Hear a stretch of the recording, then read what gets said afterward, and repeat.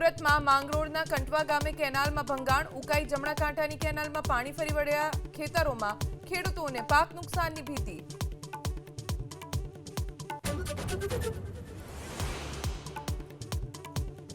બનાસકાંઠામાં અંબાજી શક્તિપીઠ અને આસપાસના પંથકમાં વાતાવરણમાં પલટો, સુસવાટા પવન સાથે ઉડી ધૂળની ડમરી। ચૈત્રી નવરાત્રી પૂર્વે કુદરતના અનોખા મિજાજથી યાત્રાળુઓમાં કુતૂહલ। સાબરકાંઠામાં વહેલી સવારે ફૂંકાયો જોરદાર પવન, ભારે પવનના પગલે ખોરવાયો વીજ પુરવઠો। માવઠાને લઈને ખેડૂતોની વધી મુશ્કેલી, મકાઈ સહિતના પાકને નુકસાનની શક્યતા। કચ્છ જિલ્લામાં વાતાવરણમાં પલટા બાદ ફૂંકાયો તેજ પવન, ખેતીના ઉભા પાકને નુકસાન, વરિયાળી, એરંડા સહિતના પાકનો વળી ગયો સોદ।